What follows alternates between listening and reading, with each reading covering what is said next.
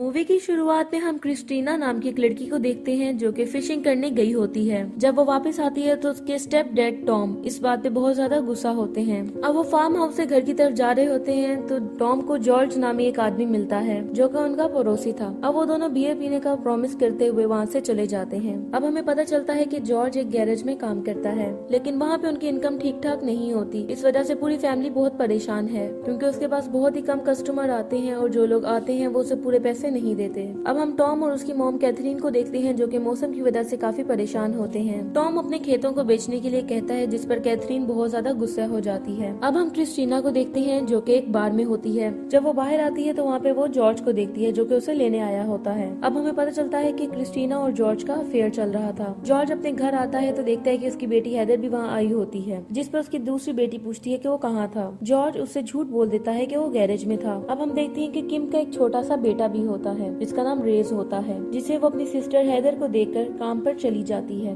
अगले दिन जॉर्ज उन सब लोगों को कॉल करता है जिन्होंने उसका उधार देना होता है, लेकिन कोई भी उसकी कॉल रिसीव नहीं करता। अब जब किम घर आती है तो देखती है कि जॉर्ज सो चुका है और रेज सोफे से नीचे गिरने वाला होता है। अब किम काफी ज्यादा गुस्सा हो जाती है और रेज को लेके वहाँ से चली जाती है। अब जॉर्ज के पास एक आदमी आता है जो कि नेचुरल गैस कंपनी से होता है। उसने जॉर्ज की जमीन बेचने के नोटिस को देख लिया था। वो कहता है कि हम तुम्हारी जमीन के पैसे देने के साथ साथ बिजनेस का कुछ परसेंटेज भी तुम्हें देंगे जो कि गैस प्रोडक्शन से हमें मिलेगा। ये सुनकर जॉर्ज तैयार हो जाता है। अब वो आदमी कैथरीन के पास भी पहुंचता है और उससे भी जमीन बेचने की बात करता है, लेकिन वो साफ इनकार कर देती है। अब हम देखते हैं कि वो दोनों फैमिलीज मिलकर लंच करते हैं, जिसपे कैथरीन जॉर्ज को समझाती है कि तुम्हें अपने फार्म बिजनेस पे ध्यान देना चाहिए और अगर तुम अपनी जमीन ही बेचना चाहते हो तो तुम हमें बेच सकते हो। लेकिन गैस कंपनी के मुकाबले में टॉम उसकी जमीन बहुत कम रेट पे बताता है और जॉर्ज मना कर देता है और कहता है कि गैस कंपनी के यहाँ आने से हाईवे बन जाएगा जिससे तुम्हें भी फायदा होगा। अब कैथरीन उसे समझाने की कोशिश करती है, जिस पर वो कहता है कि तुम अपनी फैमिली का डिसीजन लो और मैं अपनी फैमिली का डिसीजन लूंगा। अब हम देखते हैं कि हैदर घर के बिल को लेकर काफी ज्यादा परेशान होती है और पैसों की वजह से जॉर्ज स्वीपर का काम करने लगता है। जमीन के पैसे मिलने के बाद जॉर्ज काफी खुश होता है और अपनी और टॉम की फैमिली के साथ मैच देखने के लिए जाता है। तभी वहाँ पे कैथरीन पहुँच जाती है जो टॉम और क्रिस्टीना के साथ जॉर्ज को देख के बहुत ज्यादा गुस्से होती है और उन्हें साथ चलने के लिए कहती है। अब हम देखते हैं कि किम ऑवरी के साथ जब टॉम के घर होती है तो कैथरीन उसे घर जाने के लिए कहती है। इस बात से ही पता चलता है कि दोनों फैमिलीज के बीच प्रॉब्लम्स बढ़ रही हैं। अब गैस कंपनी का काम भी चालू हो जाता है। अब हमें 1 साल बाद का सीन दिखाया जाता है जहां जॉर्ज की जमीन पर गैस कंपनी बन जाती है। तभी हमें यहाँ जमीन में एक अजीब सा लिक्विड दिखाई देता है।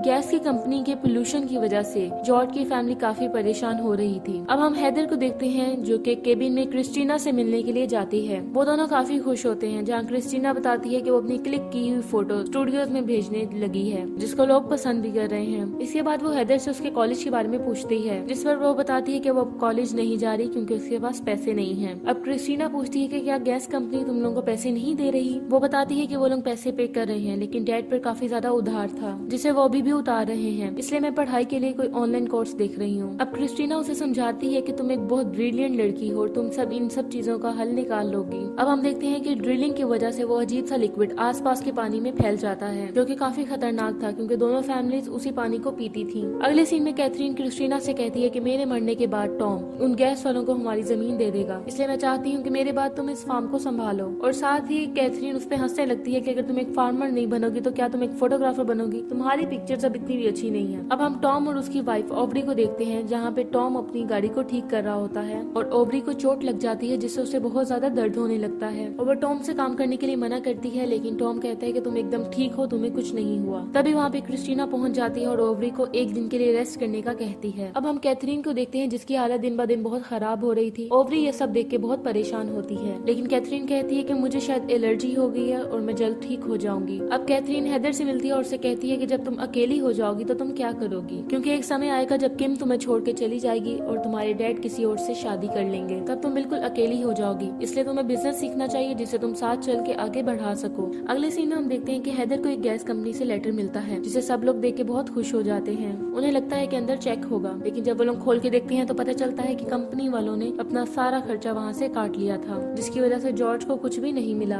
हैदर कंपनी से बात करने की कोशिश करती है, लेकिन वो लोग कहते हैं कि कॉन्ट्रैक्ट में ऐसा कुछ भी शामिल नहीं था, इसलिए सारा खर्चा अब जॉर्ज को ही उठाना पड़ेगा। ये जानकर किम बहुत ज्यादा गुस्से होती है और बुरी तरह रोने लगती है क्योंकि इतने दिन वो लोग पोल्यूशन में रहे और उनके हाथ कुछ भी नहीं लगा। अब हम कैथरीन को देखते हैं जिसकी हालत बहुत खराब हो रही थी और उसके पेट से अजीब से टेंटिकल्स निकल रहे थे और उसे बहुत ज्यादा दर्द हो रहा था। इधर क्रिस्टीना कैथरीन को घर पर ना पाकर बहुत ज्यादा परेशान होती है और उसे आवाज लगाते हुए बाहर आती है, लेकिन उसे कैथरीन कहीं भी दिखाई नहीं देती। इधर कैथरीन के शरीर से निकलते हुए टेंटिकल्स धीरे धीरे बढ़ना शुरू हो जाते हैं, जिससे उसे काफी ज्यादा पेन हो रहा था। अब अगली सुबह हम ओवरी को देखते हैं, जो कि बुरी तरह से खांस रही थी। इससे हमें पता चलता है कि वो भी बुरी तरह से इन्फेक्टेड हो चुकी थी। तभी वहाँ क्रिस्टीना पहुँचती है और उसे डॉक्टर के पास जाने का कहती है, लेकिन वो मना कर देती है। अब हम हैदर को देखते हैं, जो कि क्रिस्टीना के घर पहुँचती है, जहाँ उसे जॉर्ज की फोटो मिलती है और उसे पता चलता है कि क्रिस्टीना और जॉर्ज का अफेयर चल रहा था। इस बात से वो बहुत ज्यादा गुस्से होती है। अब हम किम को देखते हैं, जो कि अपने बेबी को शांत करने की कोशिश कर रही होती है, जो कि बहुत बुरी तरह से रो रहा होता है और देखते ही देखते उस पर वॉमिट कर देता है, जिससे पता चलता है कि अब वो भी इन्फेक्टेड हो चुका था। अब हम ओवरी को देखते हैं, जो कि अपने हाथ पे से बैंडेज हटा के देखती है और अपने घाव को देखती है, जो कि पहले से बहुत ज्यादा बढ़ चुका होता है। अब हम देखते हैं कि क्रिस्टीना जब कैथरीन को ढूंढ रही होती है तो उसके पास हैदर पहुंचती है और वो क्रिस्टीना पे अटैक कर देती है और वो दोनों एक दूसरे से लड़ने लगते हैं। अब हम जॉर्ज को देखते हैं, जो कि जंगल में गन लेके खुद को मारने के लिए गया था, लेकिन वो ऐसा नहीं कर पाता और वापस घर आ जाता है। अब हम ओवरी को देखते हैं, जो कि इन्फेक्टेड होने की वजह से धीरे धीरे कंट्रोल खो के खुद को नुकसान पहुंचाना शुरू कर देती है। अब हम टॉम और क्रिस्टीना को देखते हैं, जो कि कैथरीन को ढूंढने के लिए जंगल में जाते हैं और वो उसे बहुत ही बुरी कंडीशन में मिलती है। उसके पूरे जिस्म से टेंटिकल्स निकलने शुरू हो जाते हैं और वो अब मर चुकी थी। उसकी कंडीशन देखे टॉम बहुत ज्यादा डर जाता है। तभी वो टेंटिकल्स फट जाते हैं और उसमें बहुत अजीब सा लिक्विड निकलना शुरू हो जाता है, जो कि टॉम के ऊपर गिर जाता है। अब हम किम को देखते हैं, जो कि अपनी बेबी को देखती है कि इन्फेक्शन की वजह से उसकी पूरी बॉडी गल गई है और अब वो जैसे ही उसके उठाने की कोशिश करती है तो उसके बॉडी पार्ट्स अलग हो जाते हैं। वो बहुत ज्यादा रोने लग जाती है। उसकी आवाज सुन के वहाँ पे जॉर्ज और हैदर पहुँच जाते हैं। तभी हैदर को घर में किसी के होने का एहसास होता है। वो जब देखती है तो वहाँ पे कोई और नहीं बल्कि ओवरी थी, जो कि गन लेके उसे शूट करने की कोशिश करती है। वो बहुत ज्यादा डर जाती है और एक टेबल के पीछे छुप जाती है। अब जॉर्ज ओवरी पर हमला कर देता है, जिसका फायदा उठाकर हैदर बुरी तरह से उसके सर को कुचल देती है। अब जॉर्ज किम को लेके वहाँ से निकल जाता है। हालांकि इस दौरान हैदर वहीं पर रुक जाती है, लेकिन कुछ दूर जाके ही किम की बॉडी से भी वो इन्फेक्टेड टेंटिकल्स निकलने लगते हैं, क्योंकि वो भी इन्फेक्टेड हो चुकी थी और वो वहीं पर बेहोश हो जाती है। अब जॉर्ज गाड़ी से निकलता है, क्योंकि वो भी अब इन्फेक्टेड हो चुका था। अब उनकी आवाज सुन के एक आदमी गन लेकर बाहर आता है। वो किम को इस कंडीशन में देख के बहुत डर जाता है और शूट करने की कोशिश करता है, लेकिन जॉर्ज उस पर अटैक करता है और उसका गला दबाकर उसको बहुत बेरहमी से मार देता है। अब हैदर क्रिस्टीना के पास पहुंचती है और क्रिस्टीना उससे उसकी मॉम के बारे में पूछती है। वो बहुत दुखी होती है और हैदर उसे घर ले आती है। घर के बाहर उन्हें किसी के होने का एहसास होता है। जब क्रिस्टीना दरवाजा खोलती है तो वहाँ कोई और नहीं बल्कि टॉम था, जिसके अंदर से टेंटिकल्स निकल रहे थे, लेकिन वो अभी भी जिंदा था। इससे पहले वो क्रिस्टीना पे हमला करता, वो गन से बहुत बुरे तरीके से शूट करके उसे मार देती है। अब क्रिस्टीना हैदर को लेके केबिन की तरफ पहुंचती है, जहाँ पर हम देखते हैं कि हैदर भी अब इन्फेक्टेड हो चुकी है। अब जब हैदर को होश आती है तो वो देखती है कि क्रिस्टीना को बहुत बुरी तरीके से ब्लीडिंग हो रही है और वो उसे कहती है कि मेरे अंदर जो कोई भी है वो चाहता है कि मैं तुम्हें मार दूं। ये सुन के क्रिस्टीना बहुत ज्यादा डर जाती है और वहाँ से भागने लगती है। अब वो अपनी गाड़ी तक पहुँचती है और वहाँ से निकलने की कोशिश करती है, लेकिन गाड़ी खेतों में फंस जाती है और वो पैदल वहाँ से भागना शुरू कर देती है और कुछ दूर चलने के बाद वहीं पर बेहोश होकर गिर जाती है। अब जब उसे होश आती है तो उसकी हालत बहुत ज्यादा खराब थी, लेकिन वो किसी न किसी तरह से घर पहुँच जाती है। अगले दिन हमें कुछ टाइम